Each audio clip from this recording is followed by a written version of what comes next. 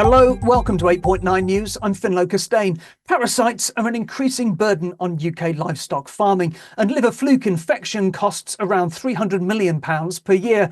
Elina Body is a farm vet at the George Farm Vets and a member of Costain.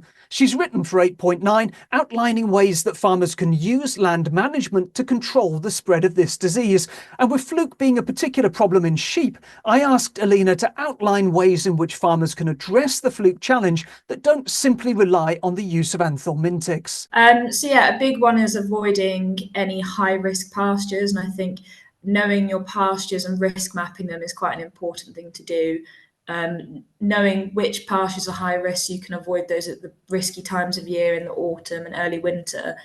And then also, if there's any pastures, fencing off those bits of the pasture that you think are going to be high risk because they have good conditions for fluke, basically. And I think for people with sheep that might also have cattle, then mixed species grazing is quite a good option.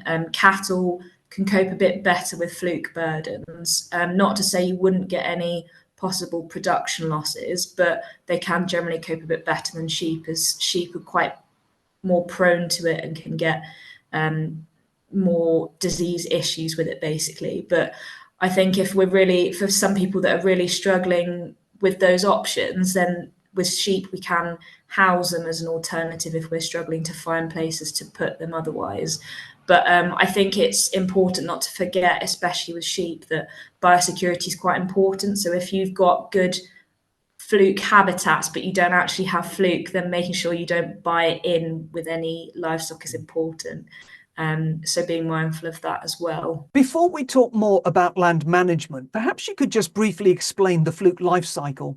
So fluke does have a bit of a complicated life cycle. It's a bit long-winded with complicated names, but basically if once livestock or wildlife have had fluke and are shedding eggs onto pasture, these then will hatch after 2 to 4 weeks and will swim to a mud snail. Within the mud snail, that takes about 6 weeks, but mud snails are quite important because they can quite quickly amplify the fluke that's within the environment.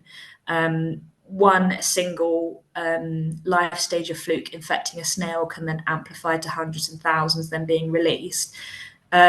But once they've passed through the snail or on pasture, they then will form a cyst on grass. And this cyst is really resistant to temperatures and can survive freezing and things. And it's the main part of the life cycle that allows it to continue year after year. A lot of mud snails wouldn't typically survive winter, although they can hibernate, especially in a winter like we've had this year. It's been very mild. There's probably quite a lot of mud snails still surviving. But livestock will eat that cyst off the grass, and then it will migrate through their guts and go to the liver, basically. And that takes 8 to 12 weeks. And I think it's key for the life cycle that weather conditions are right. So they need moisture and they need temperatures over 10 degrees to allow for all of that life cycle to continue, basically. So essentially you've got eggs coming out of the animal onto the ground, then the eggs hatch and the baby flukes swim to the mud snails. The mud snails act as a host, and then the flukes later leave the snails to insist on the grass, only to be eaten by the livestock. They then move to the animal's liver and the whole cycle starts again. So we'll come back to ways to break the cycle in a moment. But before that, what's the impact of liver fluke on animal health and indeed on the commercial value of the livestock? Yeah, so I think there's been various studies trying to calculate the true cost, and one of the quoted figures, it costs the UK agriculture industry 300 million per year through production losses and liver condemnations, because those livers can't be used for human consumption anymore. In cattle, we typically see more kind of less actual disease caused by fluke, but more just a production loss, particularly through growth rates and affecting carcass composition in beef. So some quoted figures is 30 to 200 pound per animal. It takes about 80 days longer to get to finishing weight. And then in dairy, it can affect fertility and milk yields and milk quality. Some studies have shown in the UK, herds with high levels of fluke have about 15% lower yields versus low fluke burden dairy farms. And in sheep, it's a similar scenario in terms of production losses through reduced weight gain, and it can possibly affect ewe fertility, and you get mortality as well. Liver fluke also affects susceptibility to other infectious diseases. So salmonella would be one, and clostridial disease is another one, through what we call Black's disease. So it's a bacteria that likes to just live in the environment. It will probably just be in the liver, but it's the damage caused by the fluke that allows it to then emerge and cause disease, basically. Was there a TB link as well? Yeah, so the other one to consider is the possible effect it has on the accuracy of bovine TB testing. So the fluke has this ability to, once an animal's ingested it, there'll be a big inflammatory immune response. But after a period of time, the fluke can modulate and dampen down that immune response in order to allow it to thrive within the animal.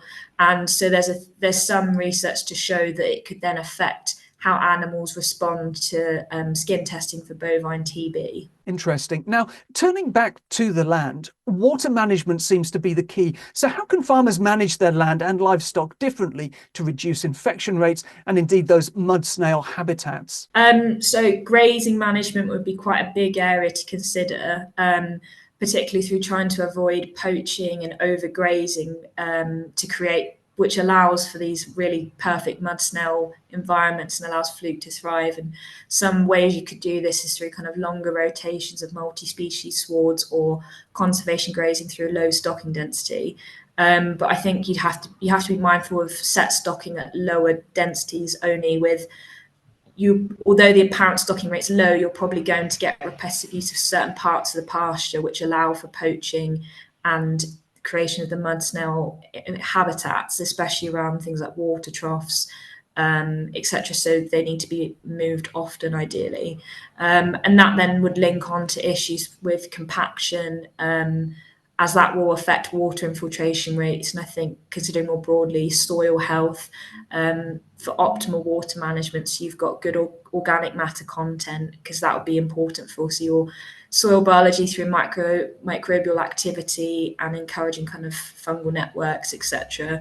And maybe a more novel thing would maybe be considering silver pastures and having trees within your pastures. That would help with water infiltration and organic matter and stuff. And the mud snails also don't particularly like shaded water. So the shade provided by trees might be an interesting option to consider in order to manage kind of fluke on a pasture, possibly. One of the other ways to address the issue is to actively attract birds and other creatures that like to make a meal of the mud snails. So how can farmers attract more of those predators? So yeah, in terms of birds, it would be important to create space for them to survive, basically. So they've got a good environment in terms of breeding and food availability. And we discussed about setting aside certain parts of the pasture to not graze those because of a fluke risk. And actually setting aside those unproductive parts of land could allow for some wading birds or other bird species to naturally thrive and eat those mud snails, basically. And I think then, more broadly considering in terms of, there's some invertebrate species that would predate on the mud snails, but also some invertebrates that would be food for these birds. And in terms of, I think, quite for people with livestock, an important thing to consider for invertebrates would be being mindful of their anthelmintic use through wormers and fluke products, particularly porons, which are quite commonly used. There's so much research out there showing the impact they can have on invertebrates, because essentially they're almost like a non-selective insecticide, because we want to use them to kill off gutworms and fluke, but once they're then shed in feces or urine, they're going into the environment and causing insecticidal activity there. And so if we're overusing those products, we're shedding quite a lot of that into the environment, and it'll be affecting invertebrates as well. So being mindful of that is another key factor for people with livestock. So if I were to try and summarize what you've said, then it's about reducing anthelmintic use while also concentrating on building soil health to ensure good invertebrate activity and water infiltration. Is that about right? Yeah, I think that's kind of, sums it up very well. I think being mindful of our anthelmintic use, not overusing it, but I think it's important to consider that diagnostics are also important because it's going to vary year on year in terms of whether fluke's there or not, and also when it's there. So using products at the right time is also just as important. And like we say, thinking of the wider ecosystem and how we can better support maybe natural regulation of mud snails is important. That was Elina Body from Costain and the George Farm Vets. You can read Elina's article, Fluke Control and Prevention Beyond Testing and Treatment, on our website, 8.9.com. That's all for now. We're back soon. Thanks for watching.